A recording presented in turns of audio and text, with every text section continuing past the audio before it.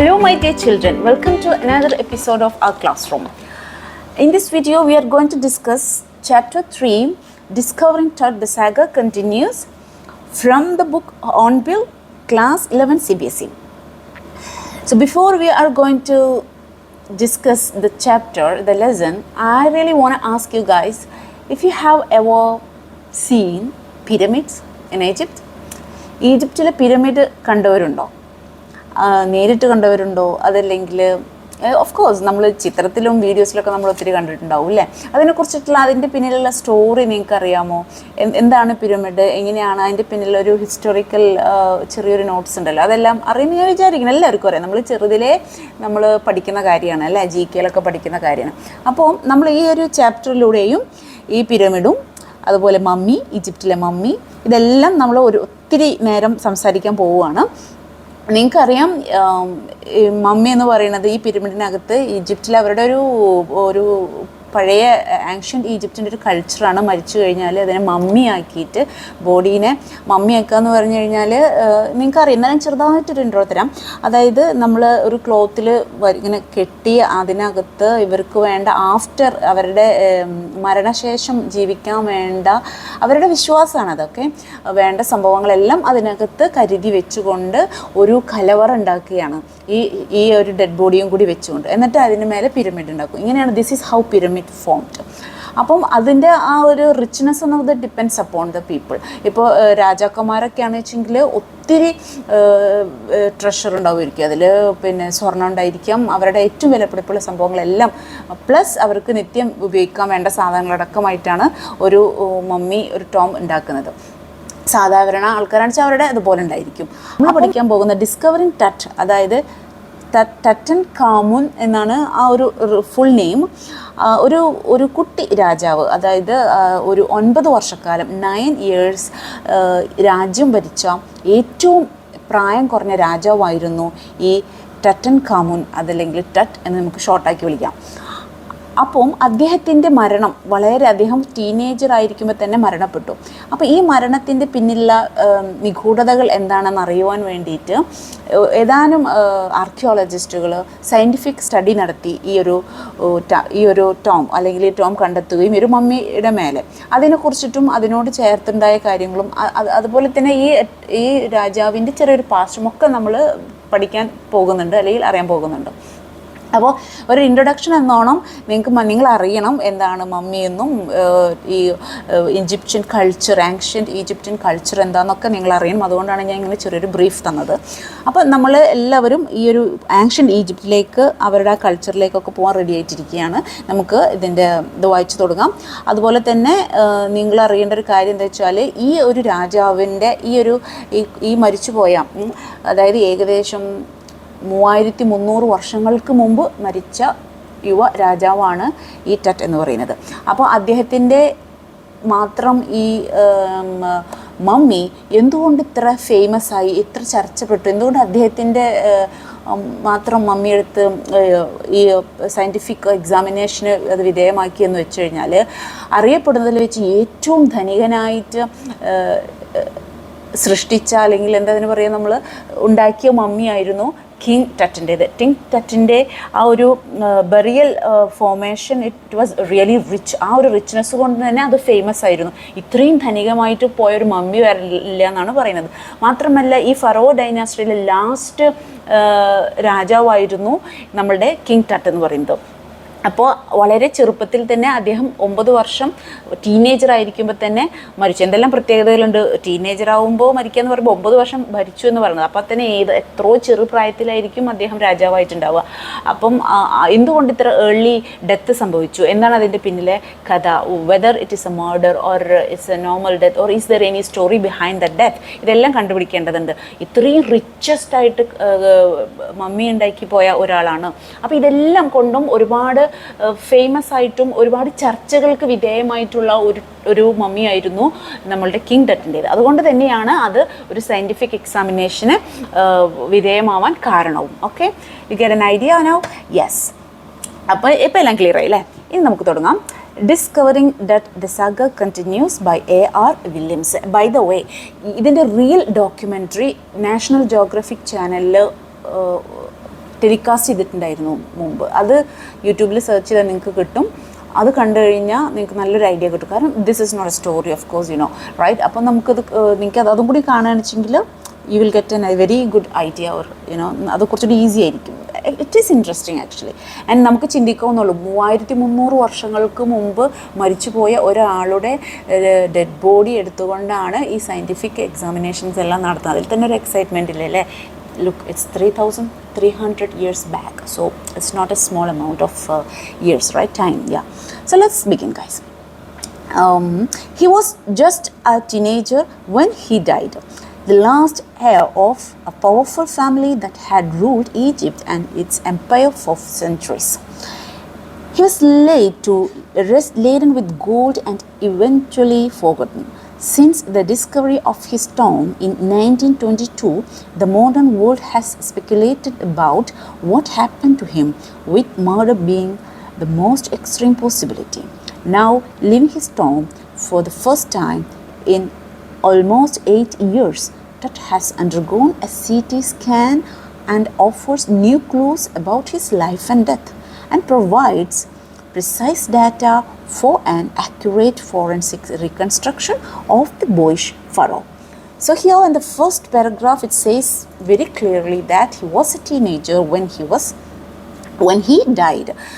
അദ്ദേഹം മരിക്കുന്ന സമയത്ത് ടീനേജർ ആയിരുന്നു നമ്മൾ പറഞ്ഞു കഴിഞ്ഞു. അതുപോലെ തന്നെ ഈ ഈജിപ്ഷ്യൻ അവരുടെ എംപയർ ഒരുപാട് വർഷം, ഈ ഒരു ഇവരുടെ സെയിം ഫാമിലി ഒരുപാട് വർഷം, ഒരുപാട് ജനറേഷൻ ഈജിപ്റ്റ് ഭരിച്ച ആ ഒരു ഡൈനാസ്റ്റിയിൽ ലാസ്റ്റ് വൺ ആയിരുന്നു കിങ് ടട്ട് എന്ന് പറയുന്നത്. 9 years he ruled and then he passed away.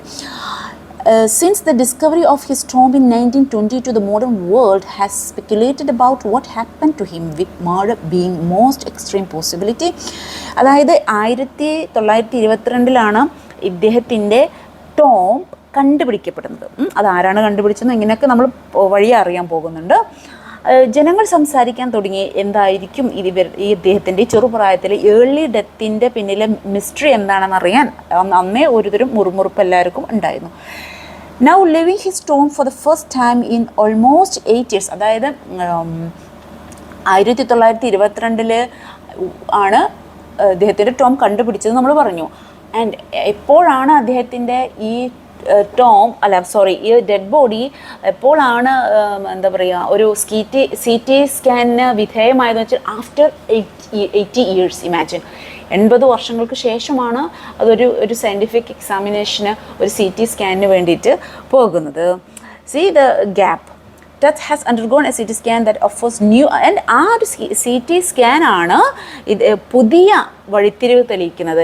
ഒരുപാട് ക്ലൂസ് ഈ ലൈഫിനെ കുറിച്ചും ഡെത്തിനെ കുറിച്ചും കിട്ടി. അതുപോലെ തന്നെ ഒരു forensic reconstruction of the boyish pharaoh, ആ ഒരു യുവ രാജാവിൻ്റെ ഒരു ഫോറൻസിക് റീകൺസ്ട്രക്ഷൻ മീൻസ് അവർ വീണ്ടും ഈ സെയിം മമ്മി അതിൻ്റെ സെയിം ഇത് വീണ്ടും ഉണ്ടാക്കുകയാണ്, രണ്ടാമത് റീകൺസ്ട്രക്ട് ചെയ്യുകയാണ് ഫോർ ഫർദർ എക്സാമിനേഷൻസ്. ഓക്കെ, ഇതെല്ലാം ആഫ്റ്റർ ദ CT സ്കാനാണ് ചെയ്യാൻ പറ്റിയത്. സോ ഇത് ചെറിയ ഒരു ഇൻട്രൊഡക്ഷനാണ് ഈ ചാപ്റ്ററിൻ്റെ. ഇനി നമ്മൾ എന്തെല്ലാം അറിയണം, എപ്പോൾ CT സ്കാൻ ചെയ്തു, ആര് കണ്ടുപിടിച്ചു, പിന്നെ എന്തുണ്ടായി, എന്തെല്ലാം കണ്ടുപിടിക്കപ്പെട്ടു, ഈ മമ്മി ഈ പിരമിഡ് പോയി അവരുടെ ഈ ഒരു എന്താ പറയുന്നത്, ഈ എന്താ പറയുക, നമ്മളതിന് മലയാളത്തിൽ കലവറ അല്ല പറയുക, വേറെന്തോ പേരാണല്ലേ പറയുക, മരിച്ച ആ ഒരു ഇത് തുറക്കുമ്പോൾ എന്തെല്ലാം കണ്ടു, അങ്ങനെ ഒരുപാട് കഥകളുണ്ട്. അതെല്ലാം നമ്മൾ അറിയാൻ പോവാണ്. അപ്പം that's it. An angry wind stirred up ghostly dust devils as King Tut was taken from his resting place in the ancient Egyptian cemetery known as the Valley of the Kings. Valley of the Kings അതൊരു സെമെട്രിയാണ്.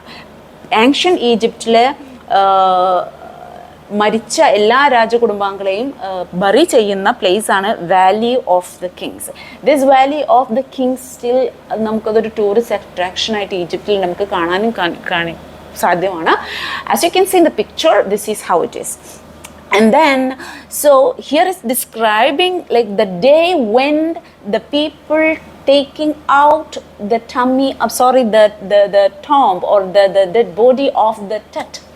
Okay, so എങ്ങനെയായിരുന്നു ആ ദിവസം, എങ്ങനെയാണ് the nature എങ്ങനെയാണ് react ചെയ്തത്? And angry wind stirred up the ghostly dust rose as King Tut was taken from his resting place in the ancient Egyptian cemetery known as the Valley of the Kings. അവിടുന്ന് ആ സെമെറ്ററിയിൽ നിന്ന് അദ്ദേഹത്തിൻ്റെ ശവശരീരം എടുക്കുമ്പോൾ പ്രകൃതി മൊത്തം ഭയങ്കര ഒരു ഡെവിൾ പോലെയാണ് പ്രതികരിച്ചത്. Dark bellied clouds had skirted across the desert sky all day and now were veiling the stars in cascade gray. So all the day it was like very dark ആയിരുന്നു. Dark bellied clouds were moving so fast and then all the stars were veiled, covered, or it's like നമ്മുടെ casket jewellery ബോക്സിലേക്ക് നമ്മൾ ഇടുന്ന പോലെ എല്ലാ സ്റ്റാറുകൾ was covered. It was totally black, like dark mood നമ്മൾ പറയില്ലേ, ഡാർക്ക് സീനാ പറയില്ല, ആ സംഭവമായിരുന്നു. The day when the Tut mummy or dead body was taken from the resting place. It was 6 p.m. on 5th January 2005. The world's most famous mummy glided head first into a CT scanner brought here to probe the lingering medical mysteries of his little understood young ruler who died more than 3,300 years ago. So when എന്നായിരുന്നു C T സ്കാനിന് വിധേയമായത്? It was 6 p.m. on 5th January 2005 ആദ്യമായിട്ട് ഈ C T സ്കാനിന് വിധേയമാകുന്നത് നമ്മുടെ taut എന്ന് പറയുന്ന ആ കൊച്ചു രാജാവിൻ്റെ മൃതശരീരം. അതിനുശേഷം എന്ത് സംഭവിച്ചു? യെസ്, ഒരുപാട് നമ്മൾ നിഗൂഢമായി കിടക്കുന്ന ഒരുപാട് കഥകൾ, ഒരുപാട് റീസണുകൾ അറിയാൻ വേണ്ടിയിട്ട് അന്ന് സംഭവിച്ചു. Lingering means long lasting medical mysteries. ഒരുപാട് വർഷങ്ങളായിട്ട് ചുരുള അഴിയാതെ കിടക്കുന്ന ഒരുപാട് മിസ്റ്ററീസ്, നിഗൂഢതകളുണ്ട്. Of this little understood young ruler who died more than 3,300 years ago. You got it? Yes. All afternoon, the usual line of tourists from around the world had descended into the cramped, rock-cut tomb, some 26 feet underground, to pay their respects. All afternoon, the usual line of tourists. So, since this tomb is very famous for the richness, for the mystery of the death, it's very famous as I told you before. So ടൂറിസ്റ്റുകളുടെ ഒരു വലിയ നിര തന്നെ ഉണ്ടായിരുന്നു അദ്ദേഹത്തിനോടുള്ള respect പേ ചെയ്യാൻ, അതുപോലെ തന്നെ ആ ഒരു അതിശയം കൊണ്ടുവന്ന് ടൂറിസ്റ്റുകൾ. ഓഫ് കോഴ്സ് നമുക്കറിയാം അല്ലേ, പിരമിഡ് കാണാൻ പോകുന്ന ടൂറിസ്റ്റുകൾ. As usual there was a queue and it was like a cramped rock cut tomb some 26 feet underground. അതായത് ഏകദേശം ഒരു 26 അടി താഴത്തേക്ക് ഇതുള്ള ഒരു കുഞ്ഞു ഒരു ടോം ആണ് നമ്മുടെ ടട്ടിൻ്റേത്. It is like a rock അതിൻ്റെ ഒരു construction. It was like that. They gazed at the murals on the walls of the burial chamber and peered at Tut's gilded face, the most striking feature of this mummy-shaped outer coffin lid. So the coffin, I mean the tomb, it was like a very small one, as I said, and then ആ ഒരു മമ്മിയുടെ ഒരു main attraction എന്ന് പറഞ്ഞു കഴിഞ്ഞിട്ടുണ്ടെങ്കിൽ ആ ഒരു gilded face, okay, shaped outer coffin lid, gold മൊത്തം, ഇറ്റ്സ് ഫുള്ളി ഗോൾഡ്. അപ്പം you can see in the picture is same like this. So of course നമുക്കത് കാണുമ്പോൾ തന്നെ മനസ്സിലാകുന്നുണ്ട്, നമുക്ക് നോക്കി നിന്ന് പോകും നമ്മൾ. It's not like we are just looking, we are gaze. നമ്മളത് അത്ഭുതം കൊണ്ട് ഇങ്ങനെ കണ്ണുമിഴിച്ച് നോക്കുക തന്നെ ചെയ്യും. And there was queue of tourist. Some visitors read from guide books in a whisper, others stood silently, perhaps pondering Tut's untimely death in his late teens, or wondering with a shiver if the pharaoh's curse, death or misfortune falling upon those who disturbed him was really true. So people are different, right? Some of them were reading from the guidebook, some of them were just looking at the gaze that it, and then some of them were like thinking, or they were thinking like maybe ഇത് pharaoh രാജാവിൻ അവരുടെ ഇതിൽ നിന്നുള്ളൊരു ശാപമായിരിക്കും ഈ ഒരു early death. അങ്ങനെ there is like people are manifesting their stories in by themselves. നമുക്കറിയാലോ അല്ലേ, അത് അങ്ങനെയാണ്. പല രീതിയിലുള്ള കമൻസുകൾ വരും, അല്ലെങ്കിൽ പല രീതിയിലുള്ള തോട്ട്സുകൾ വരും. ഇതെല്ലാം ഒരുപാട് മിസ്റ്ററിയാണ്. It's a very big story guys. So ഇതെല്ലാം ഈ ടൂറിസ്റ്റുകൾ അവിടെ നിൽക്കുന്നുണ്ട്, അവരിതെല്ലാം ചെയ്യുന്നുണ്ട്. Mummy is in very bad condition because of what Carter did in the 1920s, said Zahi Hawass, Secretary General of Egypt's Supreme Council of Antiquities, as he leaned over the body for the first look. So what happened now is, നമ്മൾ മുന്നേ ഇപ്പോൾ പഠിച്ചു കഴിഞ്ഞു already. 1922 someone discovered the tomb. Who discovered the tomb? 1922 നമ്മുടെ ഡെറ്റിൻ്റെ Tom കണ്ടുപിടിച്ചത് ആരാണ്? This is Mr. Carter. Carter, his full name is Howard Carter. He is a British archaeologist. So here Mr. Zahi Hawass, അങ്ങോട്ട് confusion ആവരുത്, Zahi Hawass പറയുകയാണ്, who is Zahi Hawass? Secretary General of Egypt's Supreme Council of Antiquities. അപ്പം അദ്ദേഹത്തിൻ്റെ ഈ രണ്ടാമത്തെ എക്സാമിനേഷൻ്റെ ഭാഗമായിട്ട് അയാളുടെ first he was looking at the tomb and then he find like it was totally messed. It was like in a very bad condition. Why? Because of what he did. Carter did. Who is Carter? The first person who discovered that tomb in 1922. You got it? So British archaeologist ആയ Howard quarter 1922 നമ്മളുടെ Tom കണ്ടുപിടിക്കുകയും ഈ ടറ്റിൻ്റെ mummy കണ്ടുപിടിക്കുകയും and then അദ്ദേഹം കുറേ സംഭവങ്ങൾ അതിനോട് ബന്ധപ്പെട്ട് ചെയ്തല്ലോ. അപ്പോൾ he make it totally in A bad condition. അതായത് അത് വളരെ മെസ്സാക്കി വെച്ചിട്ടാണ് അദ്ദേഹം വൈൻഡപ്പ് ചെയ്തത് എന്നാണ് ആര് പറയുന്നത്? ഇപ്പം റീസെൻ്റ്ലി നോക്കിക്കൊണ്ടിരിക്കുന്ന സാഹി ഹവാസ് പറയുന്നത്, Egyptian. Now you get it? Okay. So Howard Carter, that is, was the British archaeologist who in 1922 discovered the tomb after years of futile searching. നമ്മൾ ഓൾറെഡി പറഞ്ഞു കഴിഞ്ഞു. It contains, though has ransacked in antiquity, were surprisingly complete. They remain the richest royal collection ever found, have become part of the pharaoh's legend. Stunning artifacts in gold, their eternal brilliance meant to guarantee resurrection. Resurrection means restoration. Caused a sensation at the time of discovery and still get the most attention. You know what happened then? അദ്ദേഹം ഇത് കണ്ടുപിടിക്കുക. What happened actually is, ഇവരുടെ ഈ എന്താ പറയുക, ഇത് തുറന്നു കഴിഞ്ഞപ്പോഴത്തേക്ക് ഇത് കുറച്ചും കൂടി ഇലാബറേറ്റ് ആയിട്ട് നമ്മൾ രണ്ടാമത് സംസാരിക്കും, കാരണം വരുന്നുണ്ട്. ചുരുക്കി പറയുകയാണെങ്കിൽ ഇത് തുറന്നപ്പോഴത്തേക്കും അവിടെ കണ്ടിട്ടുള്ള artefacts in gold. Artefacts means ഈ ഇതന്നെ ഇപ്പോൾ ഈജിപ്ഷ്യൻകാരുടെ കാര്യം പറയുകയാണെന്ന് വെച്ചാൽ അവരുടെ കൾച്ചറിൻ്റെ പരമായിട്ട് നമ്മൾ നേരത്തെ പറഞ്ഞ പോലെ മരിച്ചു കഴിയുമ്പോൾ അതിനോട് കൂടെ ചേർത്ത് വെക്കുന്ന സാധനങ്ങൾ, അത് ഗോൾഡിലാവാം, സിൽവറിലാകാം, വൈരത്തിലാകാം, ആ ഒരു അമൂല്യമായ സംഭവങ്ങളെല്ലാം അതെല്ലാം തന്നെ stunning artifacts in gold, their eternal brilliance meant to guarantee resurrection. അതായത് അത് അതിൻ്റെ റേഡിയൻസിൽ തന്നെ നിൽക്കുകയാണ്. അത് അത്രയും ഒരു നമുക്ക് ഫ്രഷ് ആയിട്ട് ഫീൽ ചെയ്യാണ്. അപ്പോൾ അത് ഗ്യാരണ്ടി റിസറക്ഷൻ. അപ്പോൾ അവിടെ ഒരു റിസ്റ്റോറേഷൻ നടന്നിട്ടുണ്ടോ എന്നൊരു ഡൗട്ട്. അതുപോലെ തന്നെ കോസ്റ്റ് സെൻസേഷൻ ഓഫ് അത്. അപ്പോൾ ആ ഒരു ഇത് തുറന്ന ആ കാലഘട്ടത്തിൽ ഇത് വളരെ ടോക്കിംഗ് ആയിട്ടുള്ളൊരു സബ്ജക്റ്റ് ആയിരുന്നു. Y like that? 3300 years back വെച്ചിട്ടുള്ള സാധനങ്ങൾ still it's like fresh new as gold as it was. Like അതുപോലെ തന്നെ തോന്നുന്നു. അപ്പോൾ അത് വല്ലാത്തൊരു സെൻസേഷൻ ആയിരുന്നു. ആ സമയത്തൊരു ന്യൂസ് ആയിരുന്നു, എല്ലാവരും ഡിസ്കസ് ചെയ്തിരുന്നൊരു കാര്യമായിരുന്നു. അവിടെ പറഞ്ഞാൽ വെച്ചാൽ ഇറ്റ് റാൻസാങ്ക്ഡ് ആൻറ്റിക്വിറ്റി, അതായത് ഒരുപാട് സംഭവങ്ങൾ അവിടുന്ന് കൊള്ളയടിക്കപ്പെട്ടിട്ട് ഒറിജിനൽ സംഭവങ്ങൾ എടുത്തിട്ട് അതിൻ്റെ രണ്ടാമതിൻ്റെ റിപ്ലിക്ക വെച്ചിട്ടുണ്ടായിരിക്കാം. അങ്ങനെ പല ഗോസിപ്പുകളും. അത് ഗോസിപ്പായിരിക്കും അല്ലെങ്കിൽ കറക്റ്റ് ആയിരിക്കാം. ബിക്കോസ് നമ്മൾ വഴി അറിയാൻ പോകുന്നുണ്ട് what he did exactly this British archaeologist. അപ്പോൾ നിങ്ങൾക്ക് ഒന്നുകൂടി മനസ്സിലാകും എന്തുകൊണ്ടാണ് അങ്ങനെ ഒരു സെൻസേഷൻ ന്യൂസ് ഉണ്ടാവാൻ തന്നെ കാരണം എന്നുള്ളത്. But that was also buried with everyday things he had worn in in the after life അല്ലേ, നമ്മുടെ അവരുടെ വിശ്വാസപ്രകാരം അവരുടെ ആഫ്റ്റർ ലൈഫ് മീൻസ് ഈ മരിച്ചതിന് ശേഷമുള്ള ജീവിതത്തിന് വേണ്ടിയിട്ടുള്ള എല്ലാ കാര്യങ്ങളായിട്ടാണല്ലോ അവർ പോണത്.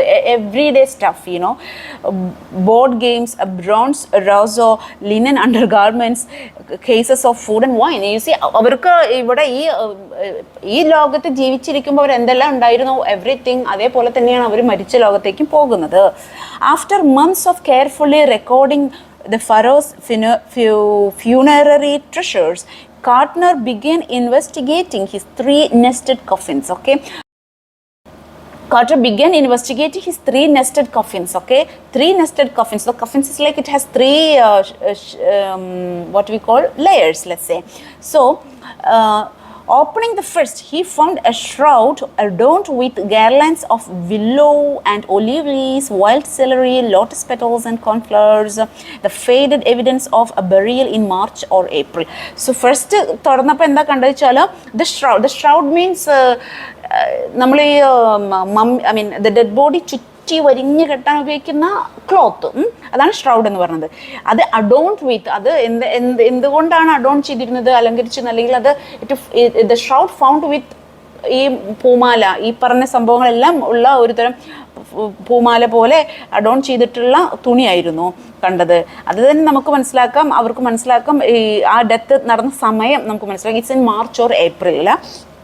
When he finally reached the mummy, അവസാനം വൺ ബൈ വൺ ആയിട്ട് അറ്റ് ദ എൻഡ് അതെല്ലാം റിമൂവ് ചെയ്ത് he reached the mummy, though he ran into trouble. അവിടെ എത്തിയപ്പോഴത്തേക്കും അദ്ദേഹത്തിന് വീണ്ടും എന്താ പറയുക, ട്രബിളാണ്. അപ്പോൾ ഇതിൽ നിങ്ങളൊരു കാര്യം മനസ്സിലായി നിങ്ങൾക്ക്.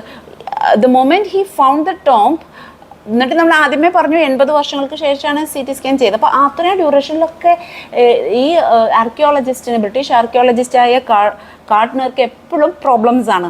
വീണ്ടും അദ്ദേഹത്തിന് പ്രോബ്ലം വന്നു. അതെന്തായിരുന്നു problem? The ritual resins had hardened. അതായത് ഈ എന്താ പറയുക, something like resins we use to paste, to stick, അതെല്ലാം വളരെ ഹാർഡൻഡായി, വളരെ ഹാർഡായി, അവിടെ ശക്തമായി ഒട്ടിയിരിക്കുകയാണ്, ഹാർഡായി. And then what happened, cementing Tut into the bottom of his solid gold coffin. ഈ മമ്മീനെ ഈ നമ്മളുടെ കഫിൻ എന്ന് പറഞ്ഞാൽ ആ കവർ, ഈ ഡെഡ് ബോഡീനെ വെച്ചിട്ടുള്ള കവറാണ് കഫിൻ എന്ന് പറയുന്നത്. കഫിൻ്റെ ഉള്ളിലാണ് മമ്മി ഉണ്ടാവുക, അത് ഡെഡ് ബോഡി ഉണ്ടാവുക. അപ്പോൾ അത് ഇതിൽ ഒട്ടിയിരിക്കുകയും he can't take it out. You get it? Yes. No amount of legitimate force could move them. അവരുടെ കയ്യിലേക്ക് അനുവദീയമായിട്ടുള്ള ലെജിറ്റിമേറ്റ് മീൻസ് അവരെ കൊണ്ട് നിയമപരമായിട്ട് എടുക്കാൻ പറ്റുന്ന ടൂൾസും കാര്യങ്ങളൊന്നും വെച്ചിട്ടൊന്നും അത് എടുക്കാൻ പറ്റില്ല. It was stucked there. Carter wrote later what was to be done. ഇനിയിപ്പോൾ എന്ത് ചെയ്യും? Because he can't do anything because it's stuck. അതായത് ഈ കഫിനോട് ചേർന്ന് ഒട്ടിയിരിക്കുകയാണ്. he can't take it, he can't move it.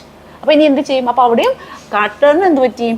ഒബ്സ്റ്റക്കിളാണ്. ഇനി എന്ത് ചെയ്യും എന്നുള്ള ആകെ എന്താ പറയുക, ഒരു ഐഡിയ ഇല്ലാതെ നിൽക്കുകയാണ്. അപ്പോൾ പക്ഷെ എത്രയോ കഷ്ടപ്പെട്ട്, അതായത് വർഷങ്ങൾക്ക് ശേഷം അദ്ദേഹം സെർച്ച് ചെയ്തിട്ടാണ് ഈ ടോം കണ്ടുപിടിച്ചിട്ടും അത് ഓരോ ഭാഗം ക്ലിയർ ചെയ്തിട്ടാണ് അദ്ദേഹം അവസാനം മമ്മിയിലേക്ക് എത്തിയത്. മമ്മിയിലേക്ക് എത്തിയേക്കുമ്പോൾ എന്താ, മമ്മി അവിടെ സ്റ്റക്ക് ചെയ്തിരിക്കുകയാണ്, ഒരു രക്ഷയില്ല, അത് തൊടാൻ പോലും പറ്റുന്നത്, he can't take it out. അങ്ങനത്തെ ഒരു സ്റ്റേജിലാണ് ഇരിക്കുന്നത്. Let's take a short break here. So ഇതുവരേക്കും നിങ്ങൾക്കൊന്ന് വായിക്കാൻ പറ്റുമോ? Please read it and then as I said, try to watch that documentary. It will help you a lot, and then you will write what you understand, and then you keep watching for the second part. So thank you so much. See you on next episode. Bye bye.